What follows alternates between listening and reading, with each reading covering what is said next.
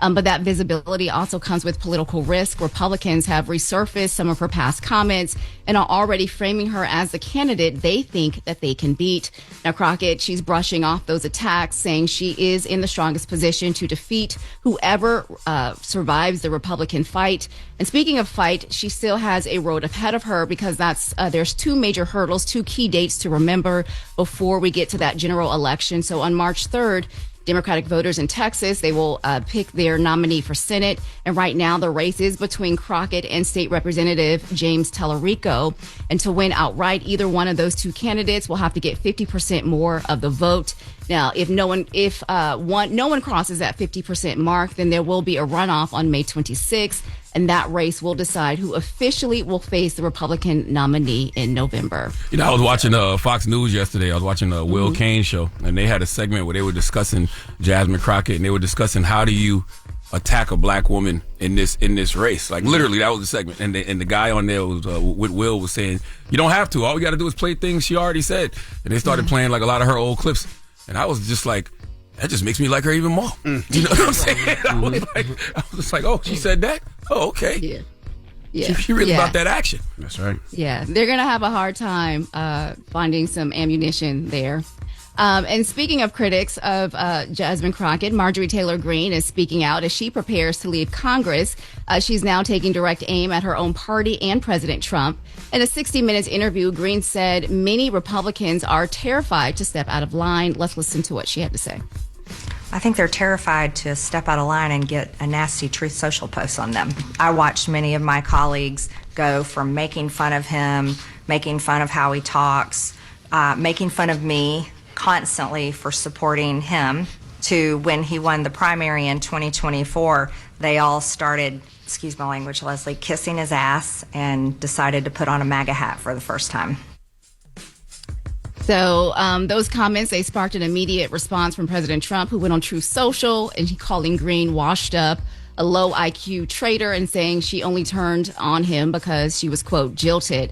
Now, Greene says Trump's attack, they fueled threats against her family, but she insists that she's not leaving Congress because of him, and so she will step down in January. What about all these other Republicans? I saw like 20 plus Republicans that they're retiring or leaving to run for another office. Yes, they are. And they're saying that mass exodus happens when they know that it's looking really murky for the midterms. And so a lot of seats will be open, and we'll continue to follow those races because who knows what's going to happen in these upcoming midterm races, Charlamagne. Well, coming up at 7, a new poll is revealing the least wanted Christmas gift of the season. We'll tell you what it is and why it's rubbing so many people the wrong way. All right. Everybody else, get it off your chest. 800-585-1051. If you need to vent, phone lines are wide open again. 800-585-1051. It's the Breakfast Club. Good morning. This is your time to get it off your chest, whether you're mad or blessed. I hate the way that you walk, the way that you talk. I hate the way that you dress. Everything with me is blessed. Call up now. 800-585-1051. Not just me. I'm what the culture feeling. Hello, who's this? Yo, this is Jeff from Dayton. Jeff, Dayton, Ohio. What's up, buddy? Get it off your chest. Yeah, man, I want to talk about these YNs out here in these streets where I live, man. They done lost their mind, you know. They did call us the epicenter of fentanyl in the opiate trade, so I guess they on this money thing still. We got two young guys on trial right now, shooting up a house 37 times, killing a 12-year-old little girl, man. That's insane. Jeez. And it's just like, my goodness, man. A few months ago, we had a cat kill a landscaper for blowing grass on his fault. So it's just like, and we here in Dayton, Ohio, we just tired, man. We need some help. Like, ain't no political leaders where I'm from, no activists. It's just downhill every single day. What about the homes, man? Like, what about the parents in the homes? Do you know any of these kids' parents? Yeah, I know a lot of them, man. The direction ain't getting no positive direction, man. A lot of these parents young. At this point, man, we got the YNs in the club with their parents. Lord have mercy. Yeah, it done got to that point. You know, they young. They 35, 36-year-old parents, 17, 18-year-old kids. They meeting up at 937, getting it in on the weekend. Damn, my brother. I'm sorry, brother. So I just want y'all to and everybody across the nation, man. Send a prayer up for my city, man. Cause, you know, Dayton, Ohio, man, we known for a whole lot in America as far as positive attributes throughout history. And we done lost our way. Yes, sir. Well, prayers definitely up, brother. All right, brother. Hello, who's this? Morning, this is B from Brooklyn. B from Brooklyn, what up? Get it off your chest. Hey, good morning, everybody. Love the show. Envy. Yes, sir. Good job this morning, man. That's the way you play music in the morning. Look. About time. I don't pick the music in the morning, but every once in a while we do an audible and we play what we want. I don't understand his reason for lying so much. That is the truth.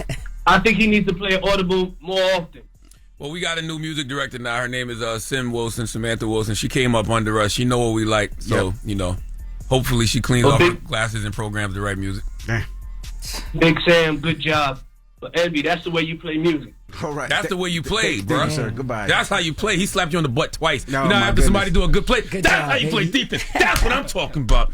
He slapped you on the butt twice, bro. Get it off your chest. 800-585-1051. If you need to vent, hit us up now. It's the Breakfast Club. Good morning. I'm dialing. Hey, what you doing, man? I'm dialing. I'm calling you. This is your time to get it off your chest, whether you're mad or blessed. 800-585-1051. We want to hear from you on the Breakfast Club. Hello, who's this? Yo, what's up, man? This is Jay. Jay, what up? Get it off your chest. Man, check this out. I don't know if it's my mind playing tricks on me or not, but I can tell the difference in the music right now that you guys are playing.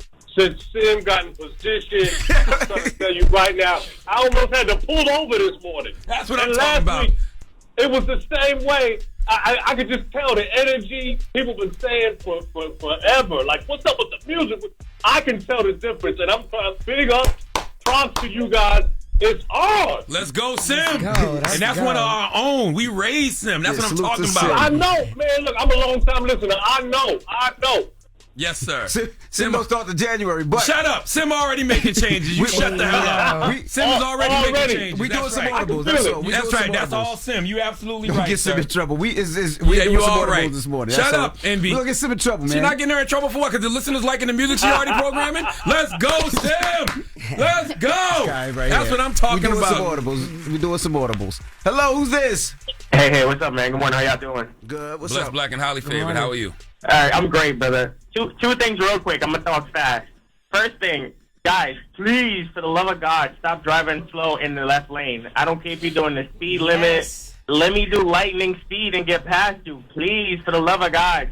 Sometimes it could even be an emergency. People don't think about that, you know? Like, you see that car behind you, they're not always racing. They've got somewhere to be, and you're holding them up because you think you're going the speed limit, and it's annoying. Okay. All right. And the second thing real quick, man. Charlamagne, when are you going to stop the Democratic parade? Oh, my God. Can we just say Desmond Crockett is ratchet? For how many years haven't black people, you know, been so respectful? And then all of a sudden now we want to, like, hype up the sexy reds and Jasmine Crockett to the world? We're not going to get anywhere like that. What? I don't even know what the hell you're talking about right now. Yeah, I think Jasmine Crockett is one of the most formidable politicians out here, period. I don't even know Is he white? Was he white? No, I have no idea. No, you don't. But he's buying into the narratives that they've created about her. The narrative they've created about her is that she's ratchet. Yeah, which is crazy. Why? I don't know why. When Just she because get it done, and she what you mean? She stand up to the people. What are we talking about? What is? I just always wonder people who say that. What is Donald Trump to them? Right. Oh my God. You know right. If Jasmine Crockett is ratchet, what is Donald Trump? Donald Trump is that's just the reality of the situation. Okay. Well, get it off your chest. 800-585-1051. We have the latest with Loren, but she was at the holiday party last night and she was drinking with you. You made it in, and she. I guess. There she go. There she Hello, go. Cool Bay. Okay. Oh shucks, denim on denim on denim. Denim on denim on denim on denim on denim. Denim on denim. We got the latest coming up. What we talking about? We do. We're gonna talk about Busta Rhymes. Denim. Oh my God, Busta Rhythms. Yes. So we're gonna talk about him. Now you smell like liquor. No, I do not. I smell like Joe Malone. Don't play with me. Who the hell is Joe Malone? That's my. Wow, girl. I mean, what's up with you, yo? All right. Yes. Man, all right. Like, can I live? No. We'll get into it next. Yes. It's the Breakfast Club. Good morning. Lauren be coming to street fast. She gets them from somebody that knows somebody. She gets the details. I'm the homegirl that knows a little bit about everything. She be having the latest on it. The largest. The latest with Loren LoRosa. Sometimes you have facts, sometimes you have details, sometimes you have a little bit of everything. Well, it's the latest. On The Breakfast Club. Talk to me. LL Cool Bay, Loren LoRosa. Good morning. So real quick, before I get to the one thing that you don't say to Busta Rhymes, I do want to shout out Kaylani. I saw her reposting our interview yesterday that she did up here on The Breakfast Club, and she was talking about how it is one of the best interviews that she's done. She said, I think this is one of my best interviews I've done in ages. Check it out. And then I saw her comment on some of the clips that we had posted talking about, some of the things she didn't really want to get into, but she's in a good space now. She's safe. Her daughter's safe. But Salute to Kaylani. Yeah, it just really, she was posting the clips. It really felt like she was in a safe space, and she was really excited about the interview. So I just wanted to say, hey, girl, we appreciate you for coming through. Great interview. Make sure you guys check it out. Okay, now, Busta Rhymes in Miami for Art Basel, and he ran into a group of content creators, and it just did not go well. Let's take a listen. Get the video on this. Tracy Morgan. Oh, Tracy. What did I just say? Wait. What did you say? Nah. Bro, what did you just say? My boy out here. Put your camera down. What did you say? Who's Tracy Morgan? What does that mean? I don't know. My boy said Tracy. Busta Rhymes. Stop talking to you, homie.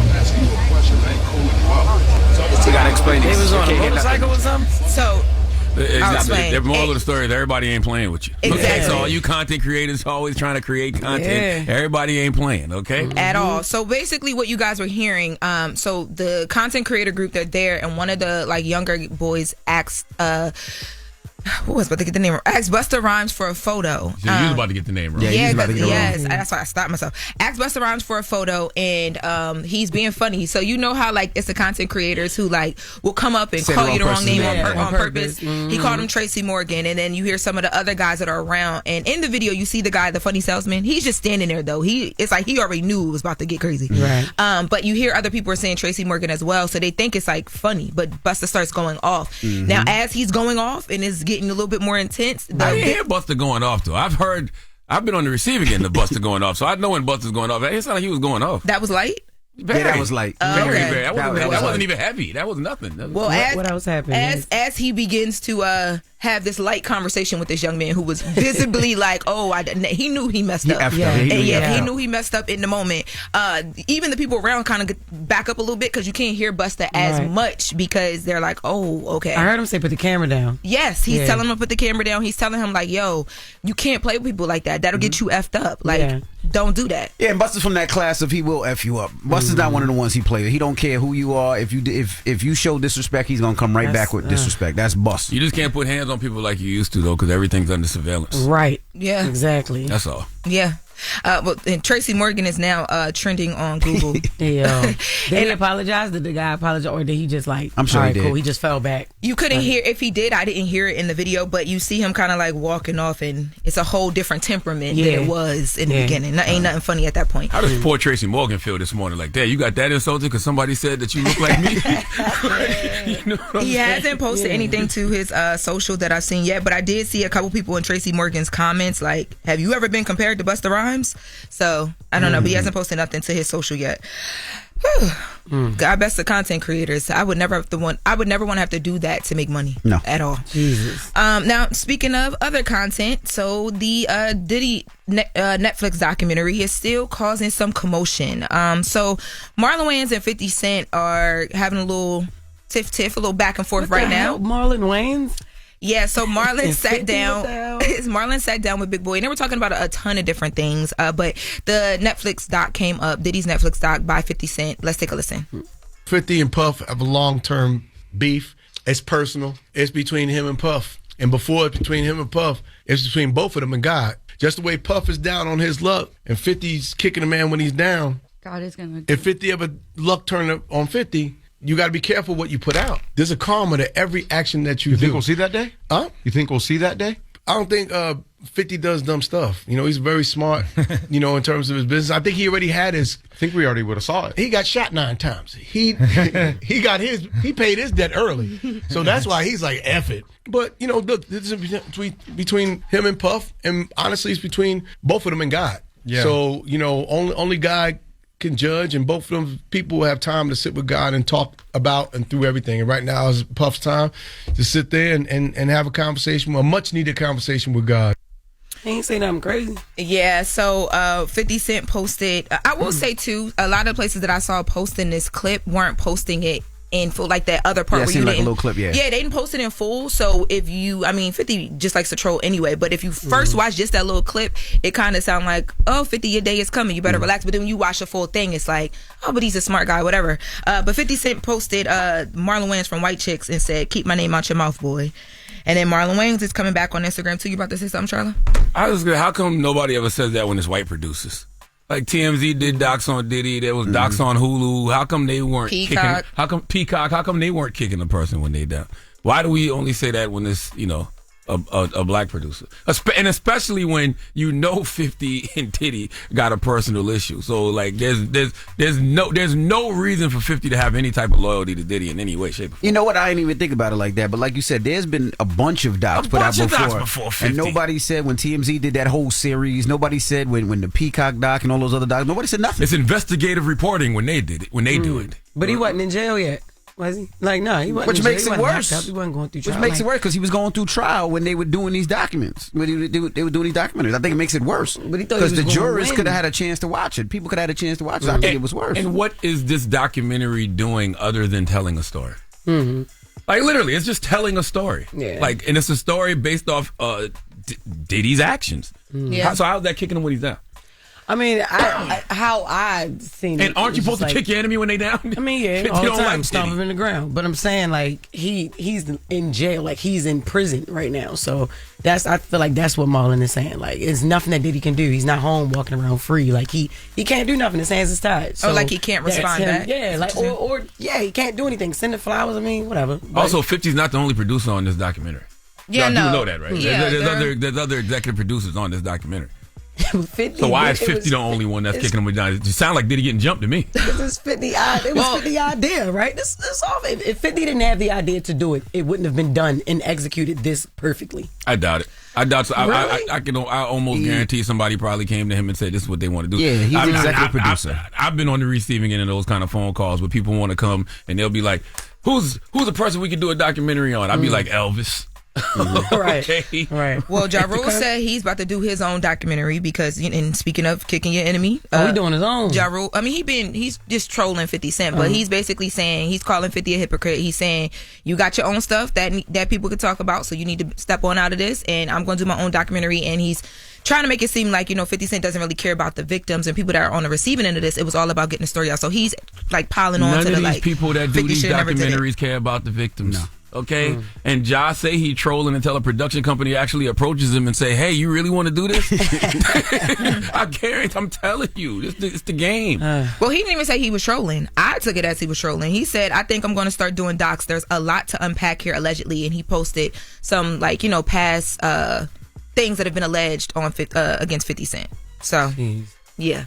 This doc just keeps Niggas on start going. beefing with docs, okay? 50 Cent posted a photo with the Netflix sign. His caption says, LOL, little sex worker doing it big. Get him, baby. 50 Cent's crazy. Oh, God. It is. Yes, that is all for this hour, though. Guys, don't y'all feel so connected after hanging out last night? I love it when we hang out. I love it, love it, love it. Your ankle's ashy. Oh, And you ain't got no socks No, on. it's not. It's very ridiculous. Y'all Girl, drink, it's cold as hell. You better have It's some too cold. socks. and y'all drank too much last night. It's First of all, I only had But two we shots and I here. left. I was No. responsible. I'm getting lotion for your ankle. No, Lauren definitely. And no, my I ain't ankles gonna lie, are I was- glistening, I was okay? shocked. She definitely. Yes, they are. You Look do at not the, have look no at the socks. glitter. I don't. You don't got no socks No, on. I you don't. will get Oh, my sick. goodness. You Yeah, don't man. understand. You Come get on. sick. That bad Like, out here? I was- Y'all, Lotion I on was ankle. rushing this morning. I shoulda got you some and I was socks for supposed to wear Christmas. heels. Yes. See how she went from my ankles are glistening and to snatching that lotion No, out my because hand. if somebody offer you something, you're supposed to take it. Somebody offer you a mint, don't question it, just take it. If you offer me lotion, I'm gonna I just would take never it. lie to you. Your ankle's ashy. You always and lie for you to not me. to wear no socks You this morning always and have lie to me. ashy ankles is crazy to me. Wait, before I put this lotion on, Jess, come look at these ankles. Do you see the glisten? You see the glitter? yes, glitter, Don't glistening. play with me. That's ash No, with a little it's bit of not. frost from it being so cold outside. You know when it's cold outside, the little frost sticks to the ash. That's Yeah, why it's but glistening. they- man. I wore a All trench right. coat today too. All That right, was the wrong girls. coat, All man. right, girls. Right. Now, That's the latest with Loren. When we come back, we got I'm front here. page news. And then Joy Ann Reid will be joining us. She's the host of the Joy Reid Show. We're going to kick it with her as well. It's the Breakfast Club. Good morning. Morning, everybody. It's DJ NV, Jess Hilarious, Charlamagne the Guy. We are the Breakfast Club. Let's get back at some front page news. Now, in sports, the Chargers beat the Eagles 22-19. What's up, Mimi? Good morning, MV, Jess, Charlamagne. How y'all doing this morning? Peace, Mimi.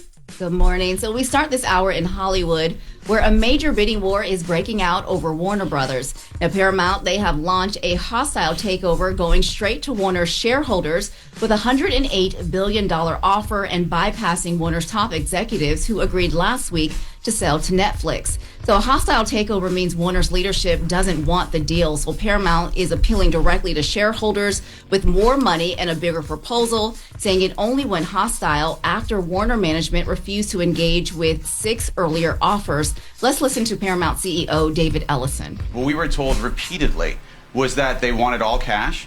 We delivered all cash. We were asked that they wanted it to be fully backstopped by the Ellison family and Redbird. We delivered it fully backstopped by the Ellison family and Redbird. And when you look at the scale of the companies, right, look at the scale of Netflix. 310 million global subscribers. When you combine the number 1 streamer with the number 3 streamer, that creates a company that has unprecedented market power, north of 400 million subscribers.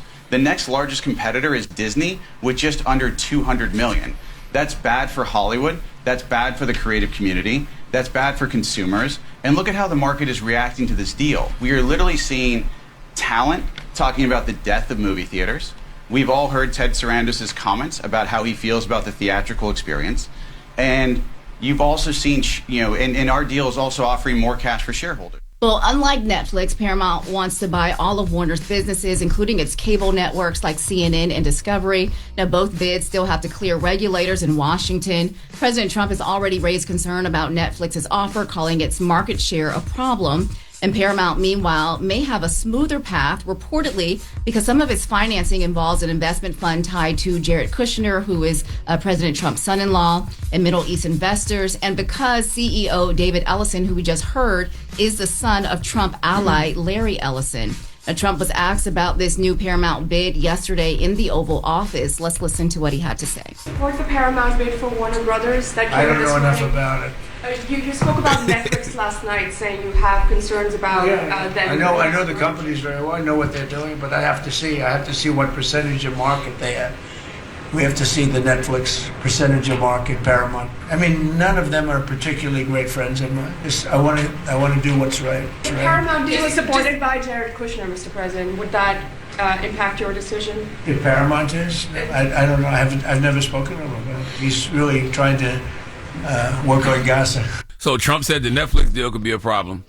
Yep. But he would be a hypocrite if he doesn't think the Paramount deal would be a problem. Paramount would have control of damn near everything. Their market share would be insane. And that's, Ellison is his man, so he's probably going to get a crazy kickback from the Paramount deal. Mm-hmm. But notice he just said that none of them are good friends of his. So, yeah, right. Right.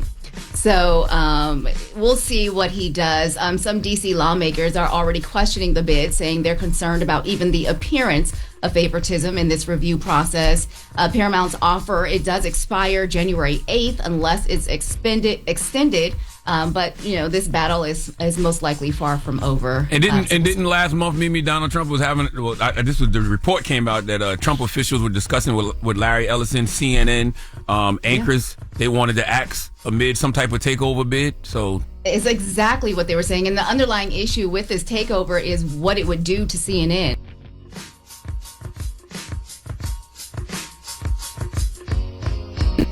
There's a lot of questions behind that, right? They kind of want to take it over and reprogram the programming and do all of those things. And so, in the Netflix deal, CNN and other cable networks, they will be spun off and sold separately. Under the Paramount deal, they would be sold together. So, it just depends on which one will go through and what will happen and what the future of CNN and other cable networks will look like under the deal whichever deal that goes through. Lord have mercy. Yes. And staying right here in Hollywood, Jimmy Kimmel is reportedly getting a 1-year contract extension from ABC. We covered this story extensively a couple of months ago. Bloomberg says the deal keeps him on the network through the end of the 2026-2027 season. The Kimmel's contract, it was set to expire in May. The extension comes just months after ABC briefly suspended him over those comments about the death of Charlie Kirk. He returned a week later, and that episode of Jimmy Kimmel Live, it pulled in more than 6 million viewers. And this morning, if you are in Chicago, DoorDash may owe you some money. The city just reached an $18 million settlement with the delivery app after accusing it of misleading customers, restaurants, and drivers. So Chicago and DoorDash, Chicago says that DoorDash wasn't upfront about its fees, that it listed restaurants without permission and used customer tips to subsidize driver pay. Now, DoorDash, they are denying any wrongdoing, but agreed to move forward with the settlement. And as part of the deal, $4 million in DoorDash credits will go to eligible Chicago users starting next month. Restaurants and drivers will also receive compensation and credits. And DoorDash has agreed to stop listing Chicago restaurants without their permission. Nah, give me that money. I don't want no DoorDash credit. Nah, if y'all already messing up orders and stuff and lying and false advertising, just give me the bread. That's so crazy. Yeah. You don't get your money back, but you get a credit to order something else. Right. That's wild. Yeah. And a new survey this morning is ranking the worst Christmas present that you can give. If y'all have any idea what it could be, what would be the worst Christmas present that you could receive, Jess? Oh my God, I don't know. That's the one that inspired me. I do not know. Herpes. Yeah. Wow. What is it, Charlotte? He said herpes. Oh my goodness. Lord dirty I ass. said Hermes. No, you didn't. No, you didn't. You said herpes. All right. Well, a lot of people are saying a self-help book on Christmas morning feels a little judgy. It's like, happy holidays. Damn. Here's something that you need to fix. Damn. They say that it's less merry and bright and more like do better. So the survey also found that it's the most regifted present of the season, meaning people don't want to keep it because it feels like a critique. Folks would rather get something fun or personal, like a real book, a class, or even a simple gift card. And only 12% of Americans say gifts are the best part of Christmas anymore. Most people say the real highlights are now time with family, food, and holiday traditions. And if you're wondering what to do with that gift that you don't want, you're in luck. 7 out of 10 people say regifting is perfectly fine. So if you get a self-help book this year, you don't want it, feel free to regift it, apparently, to someone who needs to improve their life. I disagree. I love a good self-help book. Yeah. Always recommend me a good self-help book. I read self-help books. I mean, I like self-help books. Like, you shouldn't be offended, especially if it's somebody you know. Obviously, it's something about you that they see that you could read on fixing. What if they give it to you every year, though? Oh my God! All right, now we don't need to be friends. But it depends, though, because there's certain books I recommend, like The 4 Agreements by Don Miguel Ruiz. I always gift that to people. Ryan Holiday, Ego is the Enemy. I always gift that to people. You know, The Secret is another one by Rhonda Byrne. I always gift that to people. Well, they sound like good books. Yeah, Seed of the Soul is another one. I will gift those books to people all the time. So those are great reads. Well, apparently, Shala, 90-something% of Americans feel attacked by self-help. Well, they shouldn't have did it in Harlem. They must have pulled in Harlem at Joel Santana House. Oh my God! Joel was like, "Don't send me no goddamn books for Christmas." All right. Okay. Damn. Thank you, Mimi. All right, y'all. Well, that's your front page news. I'm Mimi Brown. Follow me at Mimi Brown TV for more stories. Follow the Black Information Network. Download the free iHeartRadio app and visit BINnews.com. Thank you, Mimi. Thank you. Thank you. Next hour, Mimi, I got these guys gifts up here, so I'm going to give them their gifts this morning. Are they self-help books? No, they're not self-help books, but it'll help them in their life. So I can't wait to give them their gifts a little later. And then we're going to open up the phone lines and find out the worst gifts you ever got. Oh, mine is not going to be on them because mine are perfect gifts. Perfect. Okay. All right, and when we come back, Joy and Reid, the host of the Joy Reid Show, is going to be joining us. We're going to talk to her next. It's The Breakfast Club. Good morning. Morning, everybody. It's DJ NV, Jess Hilarious, Charlamagne the Guy. We are The Breakfast Club. Loren LoRosa is here as well. And we got a special guest today on her birthday. Celebrating the birthday. That's right. Absolutely. Miss Joy and Reid. Welcome. Thank you. How you feeling this morning? I'm feeling so good on my birthday because, look, I woke up looking fully made up, and I just woke up like this. I just woke up and I just was fully made up and ready to go. It's my birthday. 25 years old today. 25. Isn't it amazing? Hey, woo. How do you celebrate 3 days, Joy? I'm working today. Okay. I'm a type A, so I'm like, I'm just gonna work like normal. But last night we did like karaoke. We went out. We did like live band karaoke. I got my little shoop on with my friends, and it was fun. So yeah. And I bet it was early too, right? You ended so you got back home by 10. I literally went to sleep at 3:00 this morning. Oh, because yeah. we had a little after party. I know went that's out right. a little bit. We hung out, so we were outside. Oh, so you're not like dogs. dogs. Me and Charlotte about 10 o'clock. By 10 years, no. Oh, No, done. I'm a night person. Done. I don't even start to really wake up till like 6 p.m. Really? I'm not a morning. Like, this is tough for me. Morning. Really? Even though I used to do morning radio, mornings are tough. I'm a night person. I don't even get really going until like 6, 7 o'clock. Then I'm awake. So that's why you do your show at night as well. Yeah, I mean, night, that's literally when I kind of come alive. I'm not, mornings are tough. Like, getting up, I fight my way out of bed. I have to fight my way out of that bed. And you're celebrating the 6-month birthday of your show too, right? Yeah, so so it's just interesting enough that my birthday is today and the 6-month birthday of the show is tomorrow. Wow. Yeah, 6 months. And it feels like it's been longer, but it's only been 6 months. What has been the 6, like out of the 6 months, what's the thing that you were most grateful for in the journey of your show? The support. Like, I mean, because when you leave like a sort of formal corporate media situation, you have no idea whether people are, were really interested in the station and following the station or following you. And I'm just grateful for the love and support that we've gotten. Not only the people who've been willing to come on, but just the fact that people are like responding to it. I'm beyond grateful. How has the independence been though? I love it, especially now because this corporate media world, it's getting worse. It's getting harder for people to really kind of express themselves and be yourself. And I feel like it's not going in a good direction, and so I'm just grateful to be free to do what I do, say what I want to say, and not worry about like a corporate overseer. I feel good about that. Do you think the attacks? One last one. Do you think the attacks increased? Because I noticed, especially with a lot of independent people, I see like independent gets attacked a lot more than what I've usually seen. Yeah. And have you seen that for yourself as well? I think independent gets attacked a lot more because people realize the effectiveness of it. I think once, Trump was helped so much by outside of corporate media, like he was really helped by podcasts. He was really helped by independent media, some of whom most people had never heard of, unless you are in that world. And I think once people realize the power of that, now the focus is on it. You know what I mean? Like the eyes are on it now. So, but as far as attacks against me, it's just, I mean, I can say I love puppies and, J.D. Vance will be like, you're not grateful enough. So I'm like... If Netflix absorbs Warner Brothers, right, what does that level of media consolidation mean for journalism, especially for a network like CNN? I'm actually glad CNN's not in the deal because so what they did, they're kind of doing the same thing they did with when Comcast spun off the artist formerly known as MSNBC. Okay. They separated them out and they put them in their own company. And they called it Spinco, which is a bad name for a media company, but they called it Spinco for a while, and then Versan or whatever, and now it's Ms. Now. They've switched it up. They did this. They're doing the same with CNN. So CNN's not in the deal, which I think is good because that size of a corporation, I'm not sure has the right level of accountability to the people, and I worried about that a little bit, but it's not in the deal. Now the question is who buys CNN and who absorbs it, and that is still an open question that could be bad news. Yeah, because I thought I saw something where Trump said he had a list of CNN anchors he wanted fired. Yeah, and I mean, look, at this point, he's in a way dictating what Skydance does. He's dictating their editorial content. I mean, how is the editorial content of like the Tiffany Network, the Walter Cronkite Network being dictated out of the White House? That's already happening. If CNN falls into the hands of another of his cronies, he's going to dictate what's on CNN.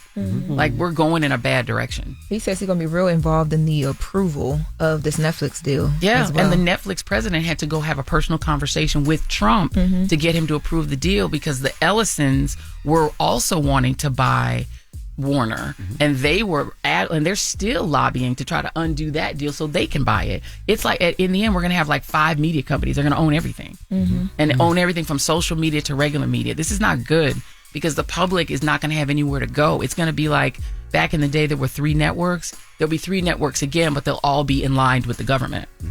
So it's Besides the government piece, right? I feel like it's always difficult to tell somebody what they can buy and what they can't. But how does that sit with you, right? Take the government piece out, right, with Trump, because Trump could be like, I'll approve this deal, but you got to fire this person, this person, this person. Right. So outside of that, it's hard to tell a person what they can buy and what they can't buy, don't you think, though?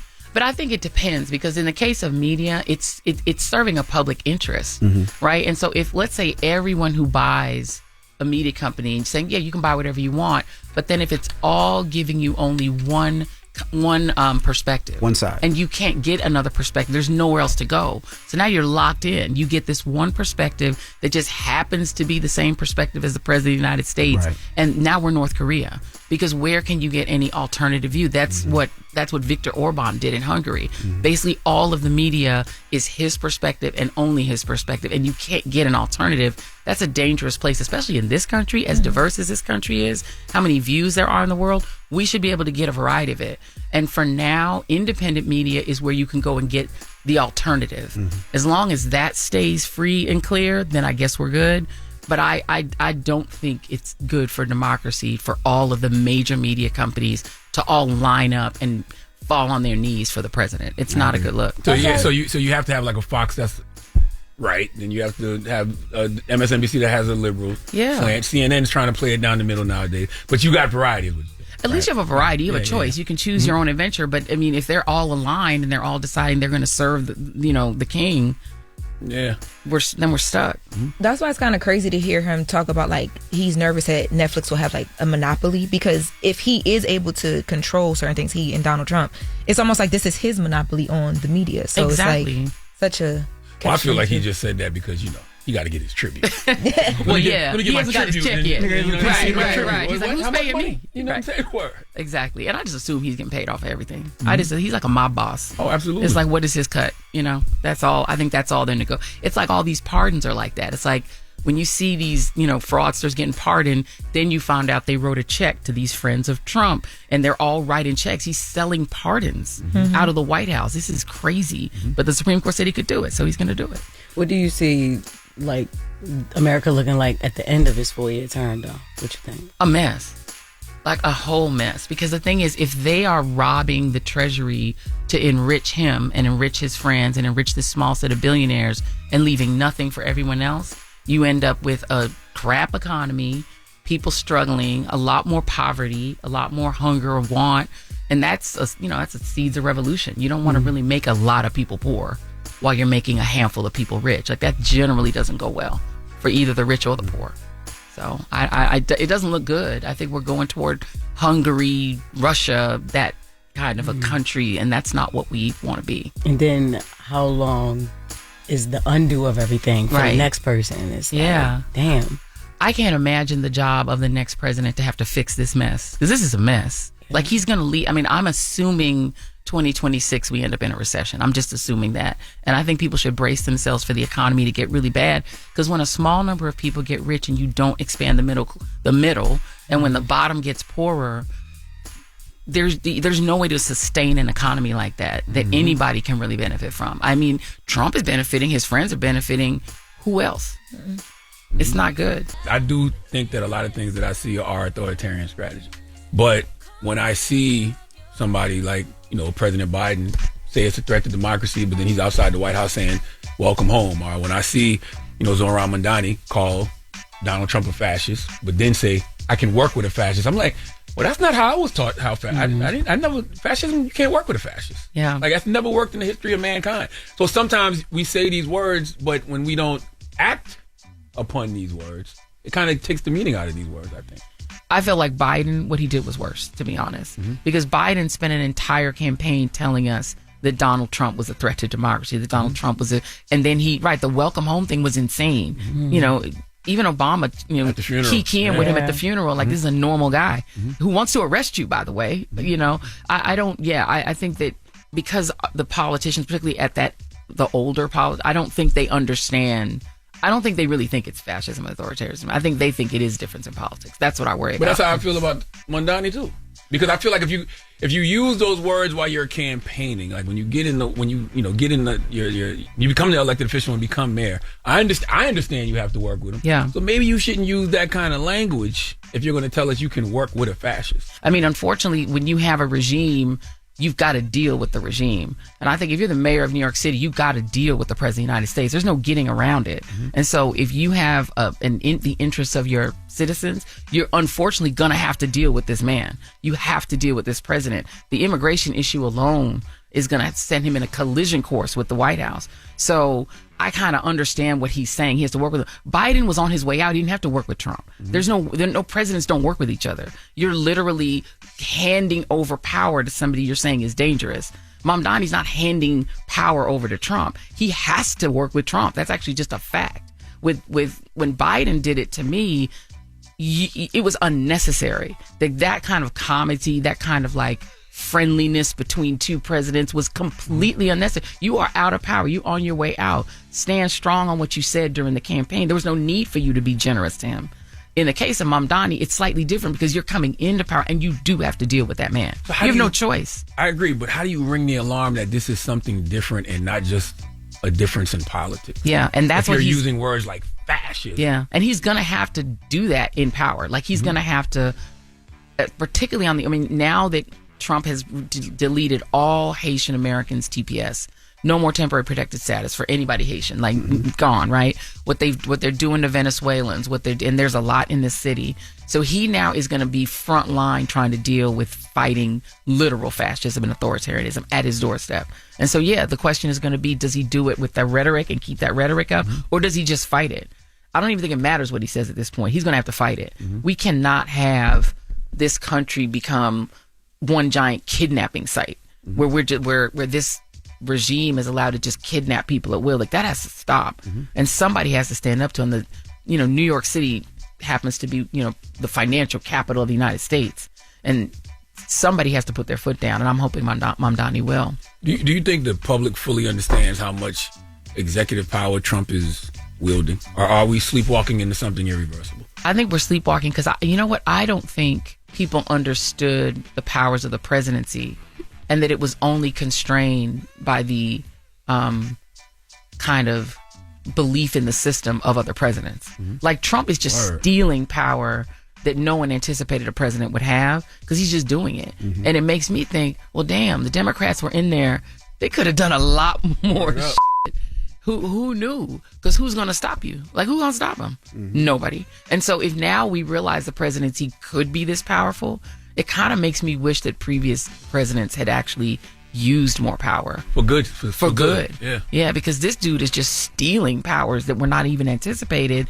And the Supreme Court is rubber stamping it all. So it's like, oh, shit, it turns out Obama should have just put 13 seats on the Supreme Court and, put I wonder what we could have done had previous presidents realized how much power they could have. Now, if another Democrat goes in office, do you think another Democratic president will use his power? They have to. Do you think that they will, or do you think they will? I don't want to go against what the Constitution says. Unfortunately, I think it's that. I think so too. I don't think Democrats believe in use. I think they're afraid to wield power the way that Trump is wielding power. They think that he is outside the norm, and they're going to want to bring it back to the norm. That's how we ended up with Merrick Garland, who did nothing for 4 years. Even Biden on the way out. Like, if I'm on my way out, I'm going to pardon everybody that needs to be pardoned. I'm going to make sure everybody... What you going to do? What you going to do? You going to hate me anyway? You hate me anyway. You hate me anyway. And it's like he did a select few pardons. There's so much more he could have done on his way out. But instead, he's trying to welcome home the next president. I don't want to go too far. Even... So, I worry that Democrats just... small c constitutionally are not built to do what they need to do when they come back. You said a name just now. I'm sorry, Lauren. You said a name just now, and this person needs a lot more smoke than he ever gets, and that's Merrick Garland. Oh my God! Like, I don't know why Merrick Garland escapes the smoke. I don't understand why he escapes the smoke. Even the Epstein files thing. I'm like, wait a minute.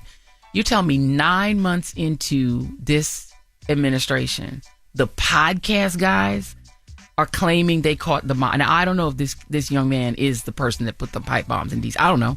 But I know they said we solved the case in 9 months. Merrick Garland was there for 4 years. What were you doing? The Epstein files. Merrick, what were you doing? For 4 years, you had the same evidence, the same files. Why did you release them? Like, he took a year and a half to even start investigating Trump for January 6th. Yep. He did an insurrection, and he's like, let me start at the bottom. I'm going to arrest the cab driver who drove down to be in the insurrection, and I'll work my way up to the one who owned a beauty salon, and then I'll work my way. It took him a year and a half to get to Trump. This man had classified documents at his house for 18 months while they were begging, please, will you bring him back? Ask nicely, bring him back. Merrick Garland did, to me, nothing for 4 years. He might as well not have been there. And when President Biden left the White House, he said he should have hired a different attorney general that would have went after Trump a lot sooner. I'm like, well, damn. Why didn't you fire him then? Exactly. Why did you fire him? I mean, between that and sitting there while the genocide happened under your watch, and that, I mean, that Biden owns that. So I think about that Biden presidency as just one 4-year lost opportunity. Love the infrastructure bill, but other than that, it's like, what did you do with your time? While Trump is running roughshod over the Constitution, he sat there, I need 60 votes to get anything done. It does make you, and I remember you used to say this during the time, it's like, it's frustrating when Democrats say, I can't. And I was even one who said, they don't have 60 votes in the Senate. But now I'm realizing they didn't need them. I don't think a lot of people didn't know. We had Congressman Al Green here, and we asked him, like, did you know a president could wield this much power beforehand? And he was like, no. And I'm a lawyer. So if Congressman Al Green don't know, how we supposed to know? We didn't know. I mean, and I thought I was pretty conversant in the Constitution, but Trump, I mean, we thought the emoluments clause was real. Wasn't real. You can sell pardons. Who knew? Like, they're literally, he's doing everything you'd think would be a criminal offense in the White House with the Supreme Court of the United States literally rubber stamping it. So I guess if you're a Republican, you can do it. Well, maybe this stuff is a crime, but the Supreme Court gave them that presidential immunity. Because they're Republicans and they want Republicans to win. Yeah, so I wonder if before the presidential... See, this is crazy. This is the fact that we're even having this conversation. I wonder if before the presidential immunity was this stuff illegal. It had to have been illegal, but I only think it's being allowed because they're Republicans and he's a Republican. And if you know anything about John Roberts, he's a Republican first and foremost. He does not believe in the Voting Rights Act, never has. And these are the outcomes he wants. They want a king. They're monarchists. They don't believe in democracy. They want a monarchy. They just want it to be a Republican monarchy. Because I promise if a Democrat was doing this, they would say none of that's legal. What do you I'm switching gears. I want to talk about Puffy for a second. Right? Oh my God! I go there. That's a big gear. That was first. But they're the same person. Second, third, fourth. She said they're the same person. Oh no, because that stuff gets exhausting. We talk about that all day. Trump, did he are the same person? I used to call Trump the Puffy of politics for years. I would call him the Puffy of politics, and nobody ever understood why. They the same person. Damn. If you think about it. I can see what you mean by that. Like the arrogance. The arrogance, and then they don't have a specific talent. Their talent is using the people with talent to get what they want. Right? Like Puffy's not a producer. He's not. Right? No. He hires producers, doesn't pay them, makes them sign NDAs, but he takes the credit and then he goes on and says, I like that on the song. And now he's also the artist. So what is all this with him in the, we've seen him like direct people how to do this, how to sing it this way, and that just how it sounds phonetically and how it's coming. Like, that's not a producer. Yeah, I think the Puffy not having no talent thing is kind of a little stretch. So we've seen him pick songs and be like, yo, I want to turn this into such and such record. Or like, no, he's a marketing genius. Yeah. So is Trump. Like, that's what I'm saying. They're the same person. They're both marketing geniuses. She's saying he's not pushing the buttons, making like the he's okay. And he's he can't not rap. the producer. Right. You know what I mean? Like, he's not like a rapper, but he craved to be the talent, but he really is the marketer. But it's like when the marketer wants to be the product, and he fought, to me, to the death of a lot of people to get to be the talent when he's actually the marketer, and he's a genius at that. I'm gonna give him credit for that. But it's, in terms of it's like he had this great envy of the talented artists that he saw around him, especially Tupac. Yeah. And he wanted to be Tupac, like beloved like Tupac, talented like Tupac. He wanted to be Biggie instead of just market Biggie. Yeah. And it's like he fought his way through a lot of dead bodies to be the artist. It's so tragic on so many levels, and it was brilliantly done.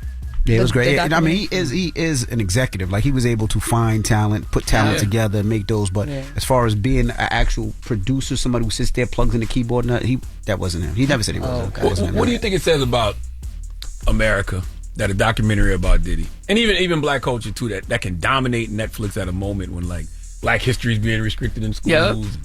Yeah, I just saw Trump get rid of Martin Luther King Jr. and Juneteenth at parks and replace it with like what does this say? What does that say? It's so amazing to me because I've been noticing when I've been scrolling through Netflix, it's a lot of content that's not black, and it's like it's all white cast and everything. But the number one thing on there is this documentary about this black man in other countries too, not just here. Not just here. So it's like they don't want us to be centered, but we're still centered because black folks make culture. Like American culture without black people is just stale, like secondary European culture, you know. And so they don't want us, but they need us. Yeah. Because look at this thing dominating. It's amazing. And it's a fascinating, well done story. Like it was. Will that cultural power ever translate into political power, you think? I hope so. But I think we actually have to think differently too. You know what I mean? Like, I love Magic Johnson, but you know, it's great to shop for kids for Christmas, but did it have to be Target? You know, in a moment when we're trying to stand up for our dignity against companies like Target that don't respect us, it's disappointing, you know, that he would lean into Target in this moment. You know what I mean? We're not was Magic and Target shopping? Break down what happened. So his foundation, they do a thing where they shop for holiday gifts for kids, which is wonderful. And it's great that they do that. And they've been doing it for probably a few years, but it's with Target. And so in this moment, it's like, ooh, does it have to be with Target specifically? And maybe they just had a multi-year deal. I have no idea. But it's just, we're not unified enough to turn it into political power, I think. We're not on the same page enough, you know? If we could marshal $1 trillion plus in economic power and we were together and we had a plan, we would be unstoppable, but I just don't think we're there. I wish we were. I would love us to be there. So do you think, because there's been a debate about if 50 Cent is wrong for being a part of the doc as a black man, do you think that's wrong or right? I think it's wrong what Puffy allegedly did. I think the things he did allegedly were horrific, and I think those things had to come out. It didn't help us to like hide what we knew about R. Kelly. You know what I mean? Who did that help? It just hurt little young girls, and so it didn't help for on the other side people to hide what they knew about Epstein and let him roll. So I think we have to expose the things in our even in our culture that are hurting us. Because that wasn't helping anybody. Where's Mace's money? You know, But Craig Mack died with no money. Like, that's not right. But let me ask you a question. So I agree with you. I think that you should expose. I think people should see. My question, and I think this was the hardest thing for me, right? And people, whatever, call me a glazer for Diddy, but it's not true. My problem was what he was convicted of, what he was found guilty of, the time that he got. Is that too much? Because he was hiring a prostitute, well, allegedly, right? But usually the prostitute gets time and the pimp gets time. And the John usually gets a slap on the wrist, community service, and they have to go to some course for whatever, sex, whatever. But in this case, it seems like the crime, I guess the time doesn't fit the crime. So I think the same, and I want to say it's the same exact, he was convicted of the same thing Epstein was. You know what I mean? Like, I think they use, I believe in both cases, it was Mann Act kind of, Epstein wasn't convicted of the Mann Act. Okay. Epstein was convicted of basically soliciting. And so was Puffy. So versions of that, right? And I think those cases were mischarged in both of those cases. I think the prosecutors failed the victims in both of those cases. Epstein should have not been convicted of some sort of solicitation of prostitution. Those girls weren't prostitutes, they were children. Yeah. But I also think they failed. There were real victims here. Yeah. And I just don't think they charged them with the right things. I don't think it makes Puffy innocent because I don't think he was innocent. Right. I don't think he was innocent, but it seems like for what he was charged with, what he was found guilty of, it just seems a lot worse than what he's doing time for. I thought he came off good. I think he got off easy. I'm sorry. Yeah. Dragging Cassie across the floor like a rag doll, beating her up. I totally agree. Like, but they just charged him wrong. What do you think his charges should that's what I feel like. I feel like they charged him wrong. What should his charges, what should they have been? Assault, battery, they didn't charge anything like that. So they didn't give the jury enough to convict him on. Like, was there something? But the statute of limitations was up in California. So it was So there you go. There you go. I don't know what you could have charged him with. I don't know if everything in that doc is true. Yeah, he got a license. Do you think politicians need that type of spectacle moving forward in order just to cut through? Yeah, the attention economy thing is real. Yeah. Like, it's real. Like, Americans have been trained on a certain kind of attention, and they're very short attention spans, and people can't pay attention to stuff. It's increased from Kennedy on. They need celebrity. Kennedy beats Nixon because he's a celebrity. Right. I mean, he's a celebrity. He's young. He's good looking. The other guy's old and sweating. You can't beat that. And and then Bill Clinton, he's out there playing the saxophone, like he's entertaining, and it just gets Ronald Reagan came from Ronald Reagan, actor, and it's like we keep on pushing the politicians. Obama's out there sinking threes, and he got Will.i.am making a song about his speeches. Jeezy, my president is black. Listen, and it's like now we've like, and then you get to Trump, who's like a literal celebrity, who's from The Apprentice, and everybody's like, I know him, and he wants to stay in and be. He claims he's gonna run again in 2028. Which to me is another ridiculous conversation. Like, I don't even think people should be entertaining that conversation. Like, that's when I get mad at media, because I'm like, stop having that conversation. Let people know this cannot happen. Can't happen. It's unconstitutional. Right. It's against the law for Except this to happen. if you think about what he did in 2021, he didn't try to run again. He just tried to not leave. Yeah. So I mean, he did try this before, and now he got away with that. Pardoned all the people who helped him he tried to just not leave. So why wouldn't he try it again now that he's been affirmed by the Supreme Court that there was nothing wrong with that, that he cannot commit a crime, that he can kill someone with SEAL Team 6 and he literally is killing boats with SEAL Team 6, which is what the Supreme Court said he could do. They said he could sell pardons. He's doing that, we think. I mean, I don't know if he's selling them, but somebody's transacting money for pardons to happen. He's doing whatever he wants. So if he decides, I'm going to repeat my 2021 thing and just not leave, we'll go check him, boo. So we're just in the early stages of Democratic collapse. Yeah. And I just go to happy hour. What are we going to do? Lord have mercy. Happy birthday. Happy birthday, Joy. Thank you. And you can check out Joy and Reid show Monday, Wednesday, and Friday, 6 to 8 p.m. And wish her happy birthday while she's stressing us out. Lord have mercy. Man, thank you for joining us. This was fun. See, this is a perfect way to start my birthday. Stress them other folks out with me. So you can join me in my stress. It's Joy and Reid. It's the Breakfast Club. Good morning. All right, let's get to the latest with Loren. Lauren becoming a straight fat. She gets them from somebody that knows somebody.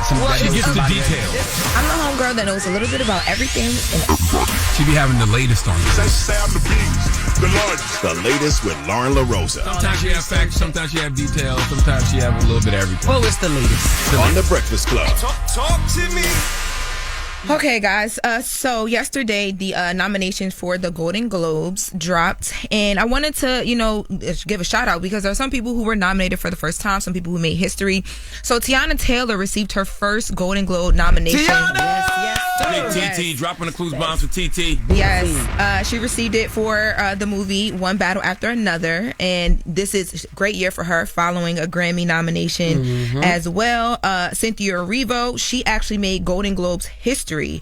She became the first Black woman nominated twice in the lead actress, comedy or musical category for Alphaba. Now, she was nominated last year for Wicked, and then this year for the new spin on Wicked that they have. Michael B. Jordan is also nominated. We also have For what, Sinners? Yes, for Sinners. Sinners actually has 7 nominations. One Battle After Another has 9 nominations. Wicked for Good has 5 noms. They're leading. Michael B. Jordan was nominated Best Performance by a Male Actor in a Motion Picture. The Rock is also in that category. Michael B. Jordan should definitely win something. Right. I know Sinners better be nominated 7 times. Yeah, Ryan Coogler is also nominated as well for Sinners a couple times. So yes, that was Michael B. Jordan's best acting job ever. For him to play, 2 twins and to give both of them different identities on the screen, that was powerful. Yeah, that was dope. Yeah, it was really fire. Now I want to also say, Teyana Taylor had posted on her Instagram, I was looking for the message, she said, thank you to the Golden Globes for this honor that's left us all speechless. God's timing, this hits different. This morning's call felt like divine confirmation that every step, every lesson, every battle had a purpose. Huge congratulations to every soul who touched One Battle After Another, the cast, the crew, the creatives, and most importantly, to the legendary PTA. Thank you for your vision, trust, and brilliance. My gratitude is endless. We love you. Congrats. And I've been seeing a lot of the One Battle After Another cast, Leonardo DiCaprio and different people speaking about the movie. I know Leonardo DiCaprio just got nominated Times Entertainer of the Year. But a lot of times when I see him speak about this movie, he talks about how amazing it was working with Teyana Taylor, and I think it's dope to see her getting all the flowers that she deserves. Yes, ma'am. It's her birthday tomorrow too, so. Oh, that's fire. Yeah, she said happy early birthday to me. Yes. Yeah. Now, in other news, Method Man. So Method Man was on 7 p.m. in Brooklyn, and they were having a conversation about why Wu-Tang, or the rumor that Wu-Tang was supposed to hop on Drake's Wu-Tang Forever song. Let's take a listen to Method Man explaining why it didn't happen. Recently turned anniversary was Nothing Was the Same by Drake, and on that album they had Wu-Tang Forever, right? That's a song that a lot of people have debated about for a long time. Right. There was rumors there was a Wu-Tang version with all you guys on it. We never really got your reaction when you first heard that record, and I like Drake. Yeah, I think he's a dope artist. He puts out some great music, obviously, or else he wouldn't be as big as he is. But when he sent the record, we were overseas. He did send the record. And, certain brothers was trying to write to it, and I'm sitting there and I'm like, I don't like it. I didn't like I was like, what does this have to do with Wu-Tang Forever? And I'm not questioning his artistic ability or anything. I'm just saying, for my taste, I was more or less like, I'm not getting on that. Yeah, so we have the Wu-Tang Forever, and then we have the original, like the sample. Yes, that they sample. So we could take a listen. But I kind of understand what he was saying, though. Some people, when they heard that, they took it as like, well, dang, like, He thought the record was whack. There's nothing wrong with that. Yeah, by the way, he I didn't like even the think it way was he whack. He handled just didn't it. think it was for him. Yeah, and there's nothing wrong with that. And I agree with him. I can't hear nobody from Wu-Tang on that record. I can't hear anybody on that record. That record sound like it's raining and the windshield wipers are going. Matter of fact, it's not raining and the windshield wipers are No, going. he just means the energy of it, right? It's not a bad song. It's just the energy. I've never heard the song. I got it for you. Let's take a listen. Machine gun raps for all my in the back, stadium packed. Just glad to see the city on the map. I just gave the city life. It ain't about who did it first, it's about who did it right. Looking like bridge, open cases on me for $500,000 each. I find peace knowing that it's harder in the Machine gun rap for all my niggas in the back. This is where he took it from. He took the hook. Yeah, it's yours.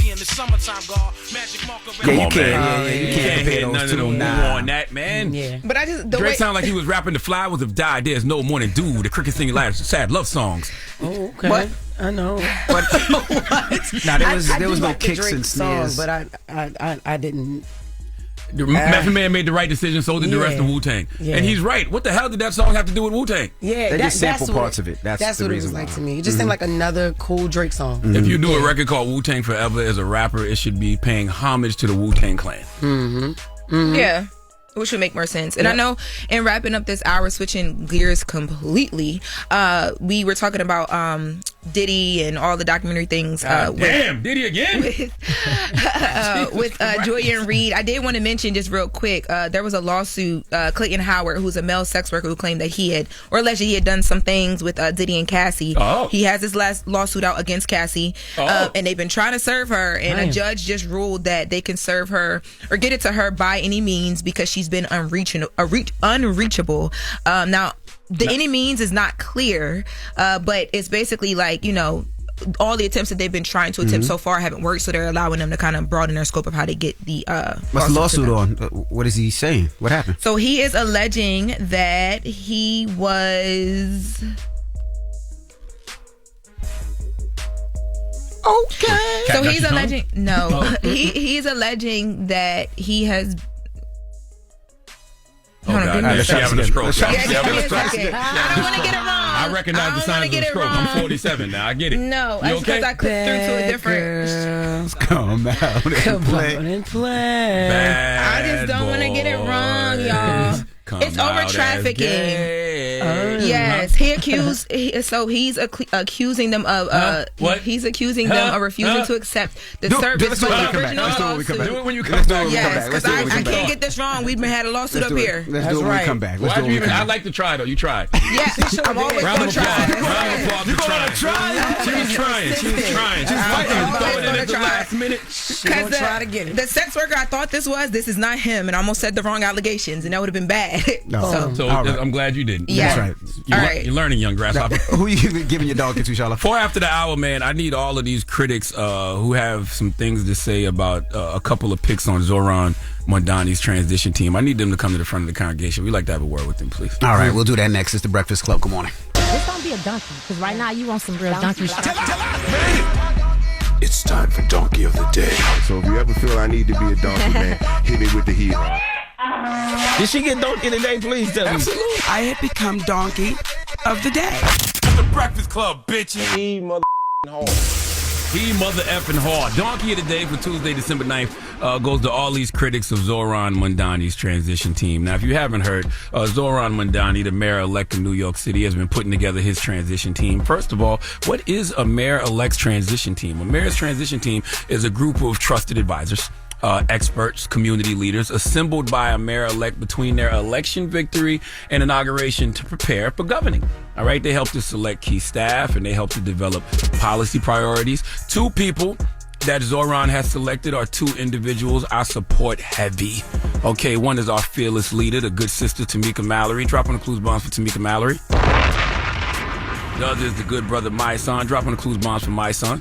Okay, I know My Son since like 06 or 07, whenever he first came home. Full disclosure, not only are those my people, I do business with both of them. Okay, my imprint, Black Privilege Publishing, published both Tamika's books, State of Emergency, How to Win in the Country We Built, and her memoir, I Live to Tell the Story. Great stocking stuffers, by the way. My imprint, Black Privilege Publishing, publishes their podcast as well, TMI. So in case you didn't know, now you know.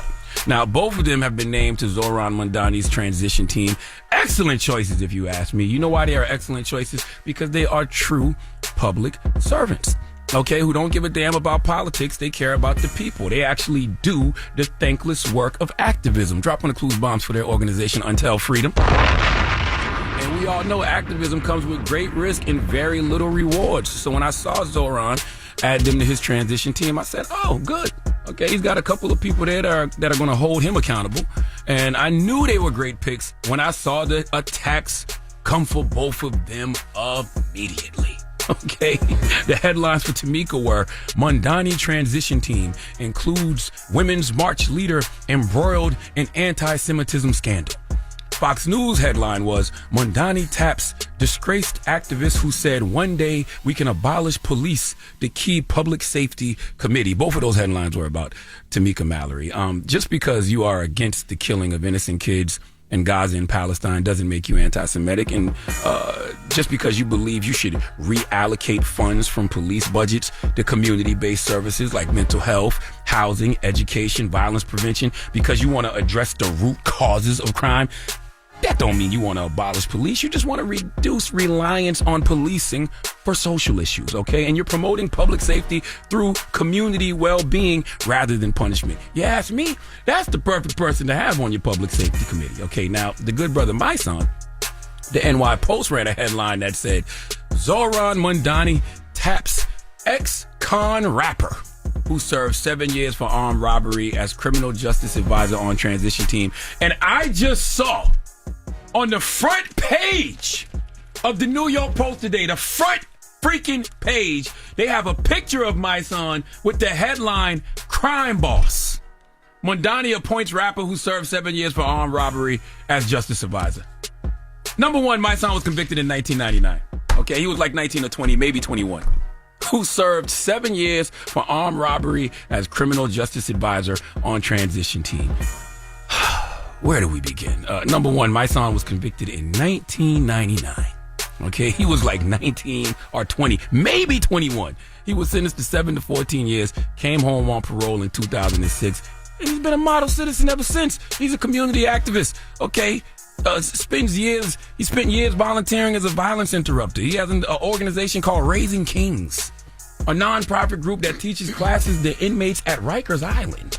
Okay, Benny Bocio, I think his name is. He's the president of the Correction Officers Benevolent Association, said, it is both disheartening and deeply disturbing that individuals who are convicted felons and have a history of breaking the law are being given the opportunity to help shape the future of New York's criminal justice system. Huh?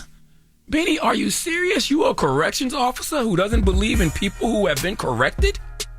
My son has first-hand lived experience with the system. He understands communities that have been disproportionately affected by over-policing, mass incarceration. He walked the walk and he survived it, okay? That's what you should want. A symbol of a more restorative, human-centered model, not just this tough-on-crime system that we've been using, okay? He has a redemptive story. Isn't that what we want? Or is redemption only for everybody but black men? They always want to reduce us to our worst moments, and they never want to acknowledge our growth. My son can reach people that Zoran or no other politician can, and that's what they don't want. That's what they are afraid of. They don't want more stories like My Son. They want black men in prison forever. They don't want no redemption for us, and that's why I love Mondani's choices, because he picked someone in people, but in the case of my son, he's picked someone who has lived through incarceration and now advocates for reform. Listen to all these critics. You say you want criminal justice reform and then get mad when somebody who's actually been through the damn system gets a seat at the table? What? Growth ain't always pretty, and expertise don't always come in a suit. Zoran picked someone with a past to lead us into the future, and I, for one, love it. Please give all these critics of Zoran Mondani's transition team the biggest hee-haw. I can't believe that they got mice on the front of the New York Post. For the donkey, or you gonna close it? No, I'm adding this to the end of the chat. Okay. You ready? Mm-hmm. I really can't believe that they got mice on the front of the New York Post with the headline "Crime Boss." This got to be liable, yo. Absolutely. You can't call this man a crime boss. This man ain't been to prison. This man went to prison in 1999. Came home on parole in 2006. Has been a model citizen ever since. How can you put him on the front page of the New York Post and call him a crime boss? He should be able this to has to be some right? type of defamation or something. There's no way. Absolutely. And it's so crazy. All the positive things he did in the community, all the positive things he did from New York City, all the positive things he's done around the country, never in the paper. This man is, and by the way, you have him on with another one of his initiatives, the boycott black murder. His t-shirt literally says boycott black murder. His hat says boycott black murder. That's who this man is now. Yeah. How could y'all, like, this is crazy, yo. This is crazy. This got to be liable in some way, shape, or form. Come on, man. Yeah. Well, thank you for that donkey today. But he should be able to sue them. Yes, he can. Something. Yes, he can. This is crazy. Yeah. Absolutely. The Post should issue an apology, yo. This is nuts. Well, all right. Now, thank you for that donkey today. Now, when we come back, salute to Mimi, who does Front Page News segment. She was talking about some of the worst Christmas gifts of the year. Yep. And she said the worst gift was actually a self-help book. She said people do not want a self-help book for Christmas. Right. Who's she talking about? Joel Santana? Or she talking about who she talking about when she said people? Oh my goodness! So I love a good self-help. We're gonna open up the phone lines and ask what your worst Christmas gift is. 800-585-1051. And when we come back, I bought the Breakfast Club some gifts. I'm telling you. Don't play with me, Envy. Exactly. Because our last date not till the 19th, so I got plenty of time to think. I bought the Breakfast Club some gifts. I'm going to bring the gifts in. They better be right, because you know I'm like Batman out here. Give me some time to prepare. So you better have some good gifts in here, okay? All right. Don't play with me, Envy. We'll get to it next. It's the Breakfast Club. Good morning. Rudolph the red-nosed. Come on. Rudolph the red-nosed reindeer had a very shiny nose. And if you ever saw him, you would even say it close. Come on! Breakfast Club, bitches! Donkey Today is brought to you by the law office of Michael S. Lamonsoff. It's a good time to get serious about your health.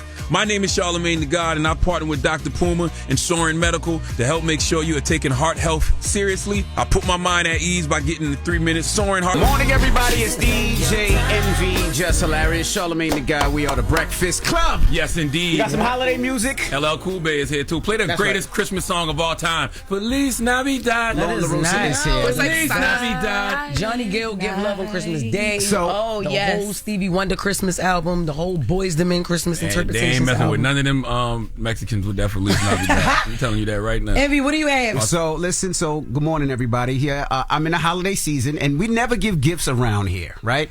So I wanted to give my coworkers gifts. It's been I've given gifts a before. great year. No, shut up. I've given gifts before.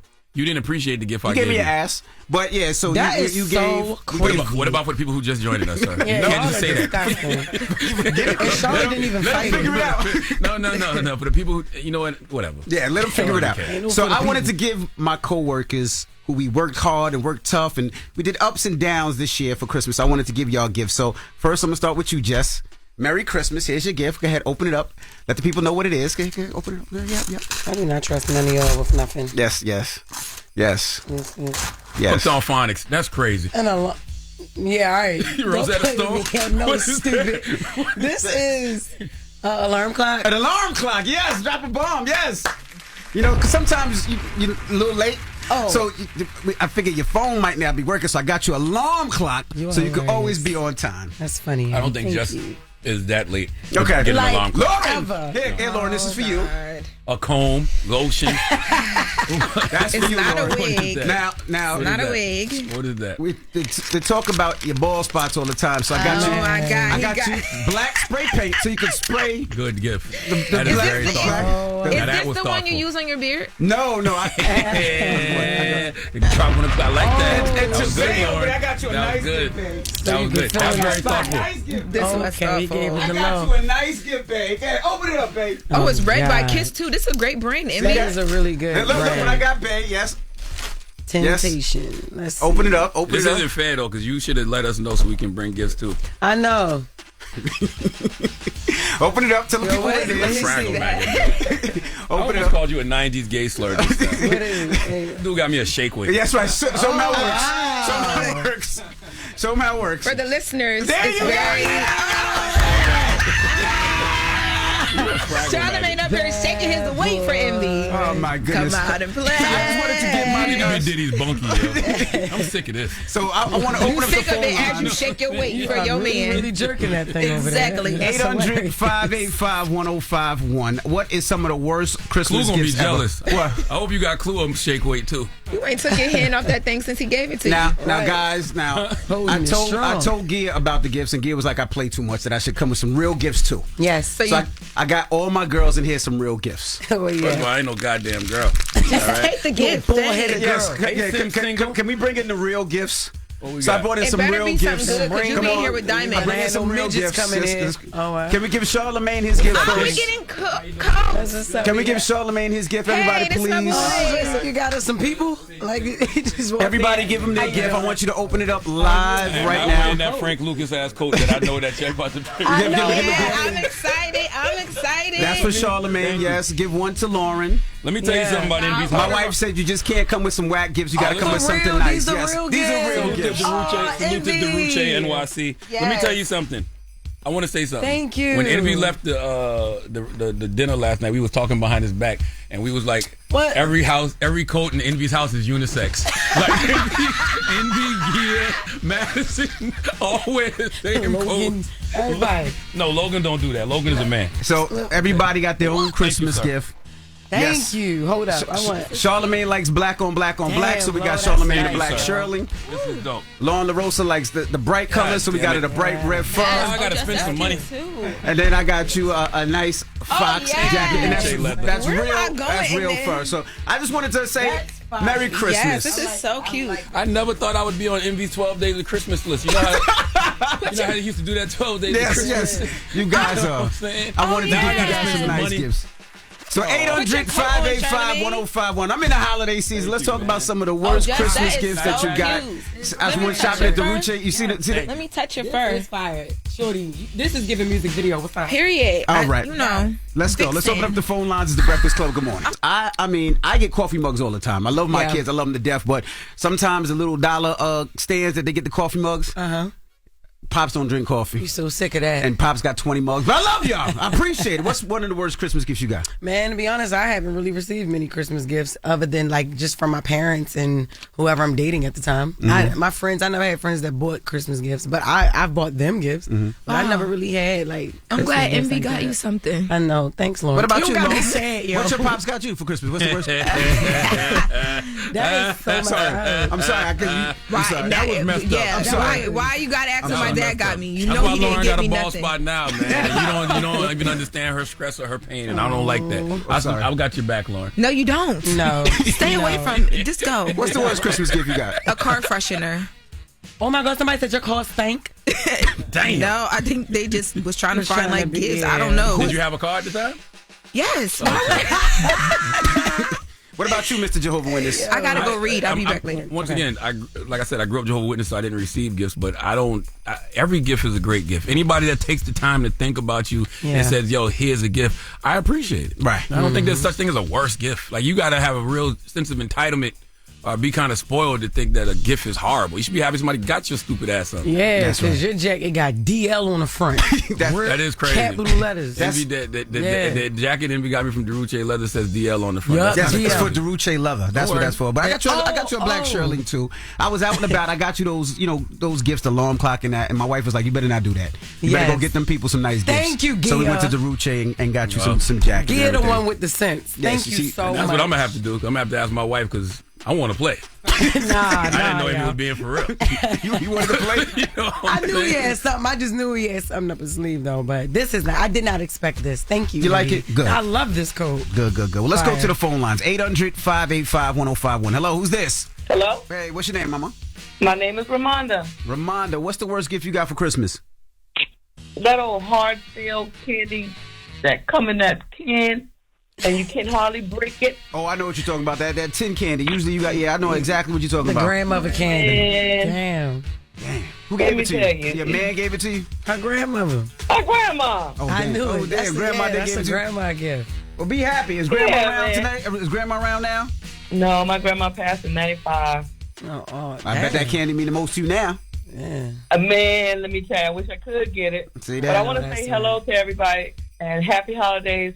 Charlamagne, I'm a hometown girl from Monkey Corner, South Carolina. Hey, 843, what's happening? What part of Monkey Corner you live in? Actually, Cordsville. Oh, salute to Cordsville. Absolutely. Amen. Thank you, Mama. Hello, who's this? Hello, DJ MB. I hurt you big time. It's Egg calling from Los Angeles, California. What's up, Egg from LA? What's the worst Christmas gift somebody gave you? My fella, who I was supporting, he went to Dollar Tree and spent $15 and bought me like a blanket and a bunch of junk. And then boasted about he bought me a bunch of junk. Damn. And only spent $15 and did so well. What was the junk? You said a blanket. There was like a blanket, a spatula, plastic, just junk. Like you could tell he just walked up and down the aisles and grabbed stuff. But it was things that you needed. You probably needed to flip them pancakes. You know what I mean? Yes, Any of that spatulas stuff, be raggedy. girl. Just I needed you to fix my mess with this man. I'm so sorry. He not around now, is he? Well, he's not living here anymore, but we still date. Damn. Oh, the junk man. And you're going to get more $15 worth of stuff from the dollar store again this year. Yeah, she got to call. I know, but here's the thing. So I stopped buying him gifts, and he actually had the nerve to ask me, "You're not going to buy me anything?" You're a damn fool if you get him something this year. Katie, good morning, Katie. What up? What's the worst Christmas gift you got? I mean, gift, person, same thing. Was an ex. Your ex was a gift? No, I mean, the gift that kept on giving, but not. He gave you herpes? No, God, no. Lord. Nothing. Oh. Just broke my heart. Damn, I'm sorry. It's all right. I was a city girl. He was a cowboy. We were two different walks of life. We didn't work out. Well, I'm sorry, But Mama. then his ex made it nuts. So that was a show. Oops, sorry. I don't think you deserved anything, to be honest with you. Hey, yo. Goodbye, Katie. Be Hello. honest with you. Hello, who's this? This is Nathan out of Florida. What's up, DJ Envy? Nathan. Charlamagne and the Queen. What's up, Nathan? Peace, what's happening, my brother? Worst Christmas gift you ever got? No gift, bro. No gift. A bad gift is better than no gift. And I say that because when I was younger, my parents couldn't afford to give me a Christmas. And I promised myself that I wasn't going to do that when I became a parent. And I am a parent now. And I'm stuck in the same predicament now. I don't think I'll be able to get my kids anything Christmas because work is so slow and bills are piling up and I'm just not in the position. So for me, man, the worst gift is no gift, bro. Damn, where you calling from? Florida. He said Florida. Florida, man. Orlando, Florida. Yeah. What do you do? I work for a company, an irrigation company called Herring. The air conditioning company in it's kinda Florida cold out here. is not doing good? No. Oh. Irrigation. Irrigation. All right. Well, irrigation. Put your Cash App out there, man. Maybe somebody throw some dollars in there for you, brother. For what? All right. He need his son. This man got a perfectly good job. This man got a trade. Man, what are you talking about, Charlotte, man? It's slow out here. All right, give out your Cash App, man. Hey, yo, this. I know Charlamagne hard on the brother out here, man. I'm speaking the truth, man. He want to shoot a brother down. No, I'm not shooting you down. I'm just saying you got a perfectly good job. Damn. Okay? They're slow right now, man. It is. Believe me, I'm in Florida, bro. You know the wages for Florida. It ain't nothing like Okay, up there. all right, okay. I'm sorry. Give me Cash. Give you Cash out App. there, bro. And Envy better be the Cash first to App donate. is, Money sign. Uh-huh. Nathan Upton. That's it, man. Nathan what? Elton. Is that A? Nathan Upton. Write it down, Envy. Yeah, Nathan Upton. We're gonna write it down. NATHANUPTON. NATHANUPTON. All right. Write it down, Envy. And donate to that man right now. Nathan Upton. Nathan Upton. Him and his son. That's Go right. ahead. Yep. Thank you, Nathan. I appreciate y'all, brother. Stay blessed. Peace. What's the moral of the story, guys? Man, Where's our gifts at? You said you had gifts for us. What are they at? I hear people. They ain't the first guy that called up and said that they weren't able to give their, their kids Christmas. But that's why I'm doing a free comedy show in Baltimore. 2 free comedy shows this Saturday. Hey. Where you can bring a toy to get in. 1,200. We're expecting 1,200, between 1,200 and 1,500 toys, and we're going to distribute them from East to West Baltimore to the less fortunate families. Everybody deserves to open up something for Christmas, so that's what we're doing. Can I give you some cash to get gifts? Because I ain't. Instead of mailing the gifts there, I got you. All right. I'm serious. That's cool. No, I know you are. Thank you. I'll give you some money to get some gifts. All right. When we come back, we got the latest with Loren. Don't go anywhere. It's the Breakfast Club. Good morning. Loren be coming with straight facts. She gets them from somebody that knows somebody. She gets the details. I'm the homegirl that knows a little bit about everything. She be having the latest on you. The latest with Loren LoRosa. Sometimes she have facts, sometimes she have details, sometimes she have a little bit of everything. Well, it's the latest. On the Breakfast Club. Talk to me. I'm doing my last segment in my new coat that Envy got me. And you look really good. I'm looking at Thank you on the chat, like on my computer, and you look good in this Can't coat. wait to do it with a red lip, okay? I'll be at the Power Sessions on December 13th. I'll see y'all there. Just know that's the only check you're getting. Okay, it's nothing after that. You know what? I'm focused. Don't do her. Last hour, I brought in this new filing with Cassie, and I had the wrong information on the sex worker, and I didn't want to get it wrong, so I went back and got the right information, correct myself real quick. So Clayton Howard is the sex worker who is trying to catch up with Cassie to serve her this lawsuit. He's been saying he's been having issues. Now he's suing Cassie because he's alleging that Cassie was pregnant with his baby after he was brought into the freak offs and aborted it without telling him, and then continued to have unprotected sex with him. He also alleges that Cassie gave him an STD. Damn! He alleges that he was manipulated into taking ecstasy, unprotected sex, and that he was ordered to do things like masturbate. Can I say that? Yes. Oh, Absolutely. for hours Yes. on end, resulting in tears, skin peeling, and scabbing to his private part. Jesus. So he's suing for physical injury, lost wages, medical expenses, pain and suffering, emotional distress, and loss of enjoyment of life. And the issue has been trying to serve Cassie or her attorney. So now he's been granted by a judge, figure out alternative means to get it done. He's saying that since they're making public statements to outlets, they should be able to respond to this or, be served, but they haven't been able to. So there'll be some updates there. No, I would think that's a smart lawsuit because Cassie got that money, right? Cassie got paid a lot of money, but she may have not been brought up on anything criminal, but I can see what someone would probably bring up something on her civil. But how does that work when you're a sex worker? Because isn't the sex workers' work illegal? Yeah. Isn't it? I believe. Yeah, it is illegal. Yeah. It is, yeah. Yeah, so, yeah, how do you... And it's he was like a alleging- drug dealer getting robbed. Like, how can you say... Right. He stole my drugs. Yeah. Yeah. I don't know. And how do you prove that you masturbated so hard that the skin came off? Like... If he's talking about medical stuff, take your shake weight back. Take the goddamn shake weight back. Take the goddamn shake weight back, please. Take the shake weight back. There would have to be like some medical records or something, probably, y'all, because he's saying that he was, he was physically messed up. But we gonna move on, and I'll come back with more. Shout out to Grouchy Greg at All Hip Hop. This was his exclusive. Greg Watkins. Yeah, now, that's great. If you masturbating that much, you got to put the shake weight down. All jokes aside. All jokes aside, stop using the shake weight. Yes. That's a lie. Yes. Stop using the shake weight. All right. Now, in other court news, Dame Dash. So these documents were filed yesterday. So remember when Dame Dash was ordered to hand over Poppington LLC that had all of those like movies under like Honor Up and all those things? So they are now headed to an auction. So yesterday, a U.S. Marshal for the Southern District of New York said that he is ordering a public auction of audio and visual assets under Poppington LLC, with Honor Up being a major asset of ownership. This was the film that was EP'd by Kanye West, and it contained performances by Cameron, Stacey Dash, Dame Dash, and other people. So the auction is going to happen December 30th in New York. Minimum bid is $300,000, and it will be streamed. There'll be video and things like that. So if you attend the auction, you're giving them permission to film you while there.